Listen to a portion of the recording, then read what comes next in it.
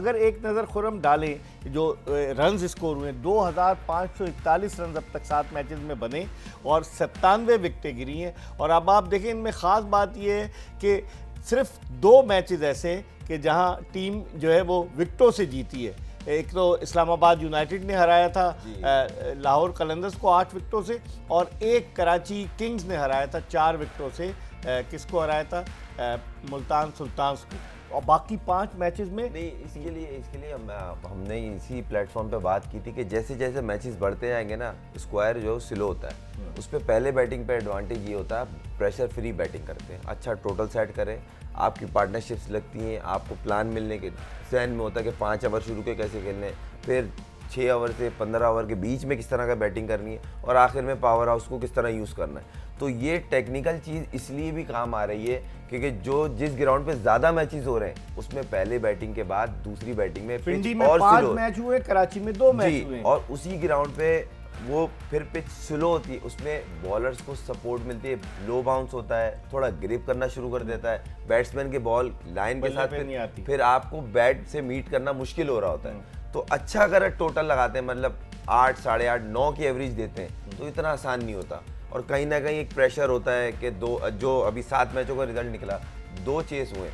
बाकी 5 जो है वो फर्स्ट बैटिंग वाली जीती। तो वो चीज़ क्लियर दिखती जा रही है और ये आगे आगे और स्लो होगी। तो अभी देखें मैचेस जब होते हैं ना, आप कोशिश करते हैं कि पिच अच्छी प्रिपेयर्ड हो और फटे ना, तो उसको पानी लिमिटेड दिया जाता है, अच्छा रोल किया जाता है ताकि वो उसकी वजह से वो स्लो हो जाती है। तो इसलिए पहली बैटिंग को एडवांटेज है जो, और मगर पहले बैटिंग करने में आपने क्रिकेट भी अच्छी खेलनी है। उसी की बात की आपने, लेकिन जो पावर प्ले पहले बैटिंग अगर आप कर रहे हैं यूनुस, तो पावर प्ले का अगर आप सही इस्तेमाल करेंगे तभी मुखालिफ टीम पर आप प्रेशर डाल देंगे। और 6 ओवर्स का पावर प्ले होता है, 2 फील्डर्स जो है वो दायरे के बाहर होते हैं, तो पावर प्ले कितना वाइटल रोल प्ले करता है। बिल्कुल, जैसे अभी यहाँ पे खुरम मंजूर ने मेंशन किया हमारे लिए, लेकिन लाहौर कलंदर जो हैं, अगर हम बात करें इस्लामाबाद यूनाइटेड की इन पावर प्ले में देखें, ये देखें ये वर्सेस लाहौर वर्सेस पेशावर, तो इनकी कामयाबी यहाँ नज़र आ रही है इनकी बैटर्स की। और उसमें वजह ये है, उसमें साहबजादा फरहान का जो है वो रोल बहुत, क्योंकि हम यहाँ पे इसलिए उनको बहुत ज़्यादा उनकी इनिंग को हाईलाइट करें, उनकी क्लास को कह रहे हैं कि देखिए वो रन्स भी करते हैं और मेक श्योर करते हैं कि वो एक लंबी इनिंग्स खेलें।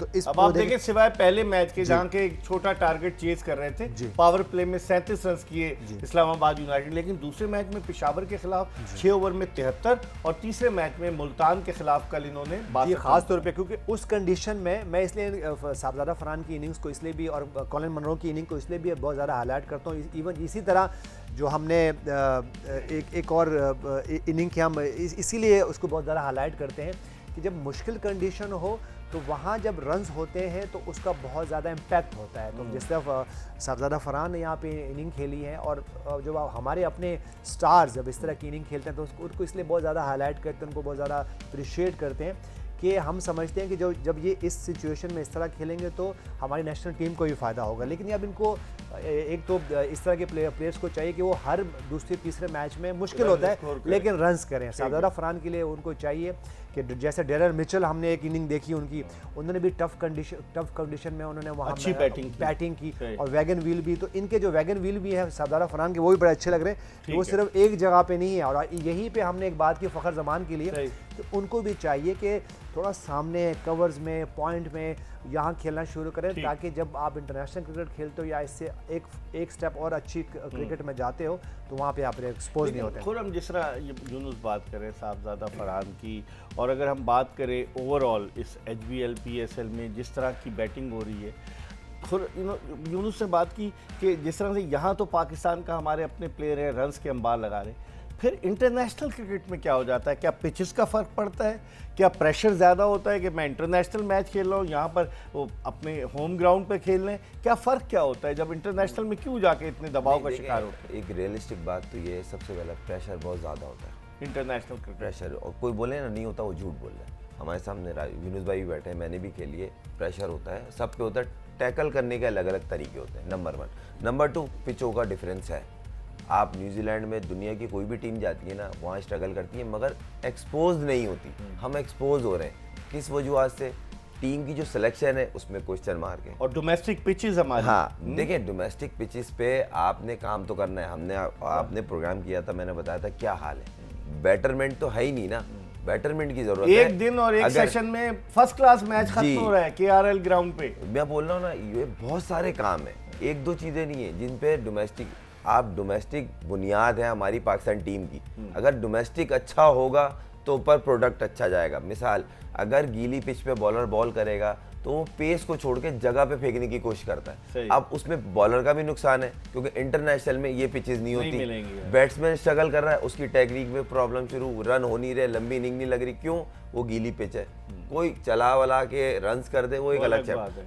दो बेसिकली क्रिकेट डैमेज हो रही है डोमेस्टिक की अनप्रिपेयर्ड पिचों की वजह से। तो पाकिस्तान टीम की बेटरमेंट डोमेस्टिक से शुरू होगी। अगर उनका स्टैंडर्ड बेहतर करना है, पिचों का, बॉल क्वालिटी, एम्पायरिंग, ये सब उसके अंदर आता है। सही। तीनों चीजें वीडियोस निकालें, देख लें, वो पेंटर्स ट्रॉफी की हो, कायद-ए-आज़म ट्रॉफी की हो, चैंपियंस कप की हो, तो वहीं से बेसिक तो वहीं से खराब हो रही है ना। जब बेसिक खराब है तो ऊपर प्रोडक्ट तो खराब जाएगा ना। यूनुस देखें, कराची किंग्स 2 मैचेस खेली है और अगर पावर प्ले में हम देखें मुल्तान के खिलाफ उनके 76 रन से और 3 विकेटें गिरी, लेकिन लाहौर के खिलाफ जो वो मैच हारे 39 रन पे 2 आउट हुए। तो आप समझते हैं कि कराची किंग्स में जिस तरीके से कि डेविड वार्नर इनिंग्स ओपन कर रहे हैं, दोनों मैचेस में वो नहीं चले, लेकिन लगता है ये बड़ा प्लेयर जो होता है वो हमेशा बड़े मैच में कुछ ना कुछ करता है। तो आप समझते हैं कराची किंग्स की जो पहली फतह का वो सबब था कि उन्होंने पावर प्ले में अच्छी बैटिंग की, और दूसरी शिकस्त का उनका ये सबब था कि पावर प्ले में 3 विकेटें गिर गई। बिल्कुल ऐसे ही है। और अगर हम पहले मैच की बात करें, जब उन्होंने चेज़ किया अगेंस्ट मुल्तान, ये उन मैचेस से जो हमने ऑलरेडी मेंशन किया कि जहाँ चेज़ हुआ है, उसमें जैसे जेम्स विंस ने वो इनिंग खेली है, वो अमेजिंग खेली है। और अगर मैं लास्ट मैच की बात करूँ अगेंस्ट लाहौर, तो आउट होना और फिर आपके पावर प्ले में रन्स भी नहीं होना। इवन अगर मैं पहले मैच की बात करूं तो वहाँ अगेंस्ट मुल्तान जो है वो 3 आउट हुए थे, लेकिन उसके बाद जिस तरह खुशदिल शाह और जेम्स विंस की वो 100+ रन की पार्टनरशिप हुई, तो उससे आप वापस आ गए। क्योंकि ये जो फॉर्मेट है इसमें अगर आखिर में कहीं ना कहीं 4-5 ओवर में एक पार्टनरशिप लग जाती है तो आप गेम में वापस आ जाते हो, क्योंकि ये 50 ओवर का गेम तो है नहीं।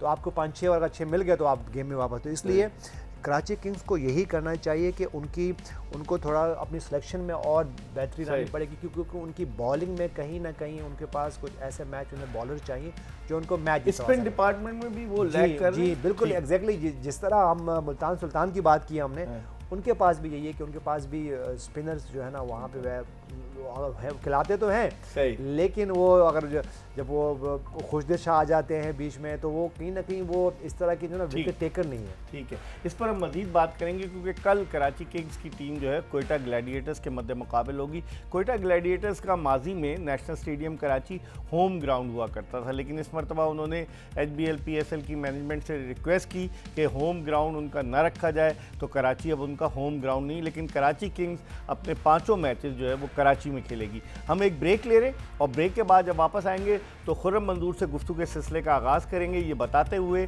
कि क्लियर मैन प्रेजेंट से जोश जगा दे, powered by Sunsilk and Hero detergents. हम ब्रेक के बाद दोबारा यूनुस खान और खुर्रम मंजूर के साथ आपको ज्वाइन करेंगे।